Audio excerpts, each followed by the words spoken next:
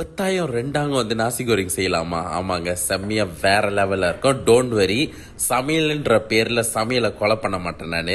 Super பேலன்ஸ்டான ஒரு நாசி கோரிங்னா ரெண்டாங் 10,000 நாசி கோரிங் amazing. So இதுக்கு வந்து கொஞ்சம் பூண்டும் வெங்காயமும் இந்தமாரி லைட்டாக சாப் பண்ணிட்டு கேரட்டும் நான் கொஞ்சம் சாப் பண்ணி வச்சுருக்கிறேன். அவ்வளோதான், வெரி சிம்பிள் அண்ட் ஈஸி. ஆனால் இந்த ரெசிபிக்கு வந்து நான் க்ரீன் ரெபலோட ரெண்டாங் தான் நான் பாய்க்க போகிறேன். இந்த ரெண்டாங் வந்து வேறு லெவலில் இந்தோனேஷியன் ஸ்டைலில் பாடாங் ஸ்டைலில் இருக்கும்.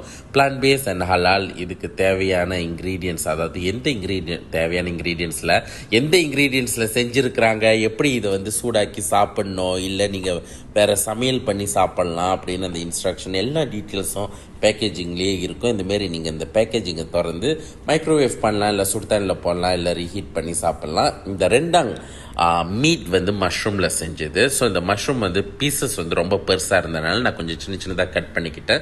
ஸோ அப்போ தான் நாசி கோரிங்க்கு கணக்காக இருக்கும். ஓகே, நாசி கோரிங்க்கு வந்து நான் முட்டை பாய்க்க மாட்டேன் சைவமாக செய்கிறனால. ஸோ அதனால் அதுக்கு பதில் நீங்கள் டோஃபு அந்தமாரி உடச்சி விட்டு முட்டைக்கு பதில் நீங்கள் நாசி கோரிங்லாம் பேட்டினா நல்லா சூப்பராக செம்மையாக இருக்கும். இதேமாரி தான் மீ கோரிங் மீஹோன் கோரிங்க்கும் நீங்கள் செய்யணுங்க. இப்போ அந்த வெங்காயமும் பூண்டும் இதில் போட்டு நல்லா சொத்தே பண்ணி இது நல்லா வாசம் வந்தோடனே இந்த ரெண்டாங் அந்த மீட் அதோட பேஸ்ட்டு அதெல்லாம் இதில் ஆட் பண்ணி நல்லா வதக்க வேண்டியதான்.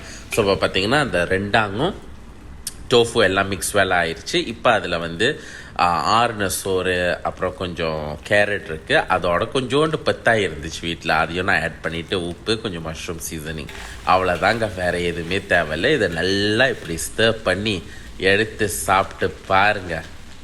அப்புறம் சொல்கிறீங்க வேறு லெவல் ருசியாக இருக்கும். ஒரு ஹோல் வீடே ட்ரை பண்ணி பாருங்கள். மலேசியன்னு காட்டிடுங்க.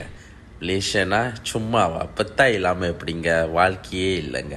So I know some people don't like பத்தாய். எங்கள் அம்மாவுக்கும் பத்தாயெல்லாம் பிடிக்காது. பட் எனக்கு பத்தாய்னா உயிர். ஏன்னா எங்கள் பாட்டி எனக்கு சின்னதுலேயே சொல்லி கொடுத்துட்டாங்க பத்தாய் எப்படி சாப்பிட்றதுன்னு. நீங்கள் ட்ரை பண்ணி பார்த்துட்டு அப்புறம் சொல்லுங்கள் எப்படி இருக்குன்ட்டு. கண்டிப்பாக உங்களுக்கும் ரொம்ப பிடிச்சிருக்கும்.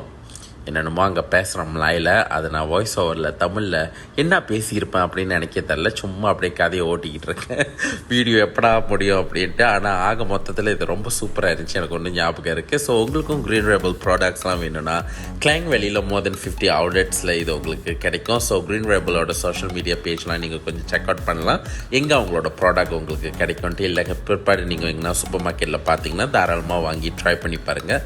இது வந்து நம்ம நார்மலாக சாப்பிட்ற சைவ மீன், சைவ கோழி அந்த மாதிரிலாம் இல்லாமல் வேறு லெவலில் தூக்கலாக நல்லாயிருக்கும். ட்ரை பண்ணி பாருங்கள்.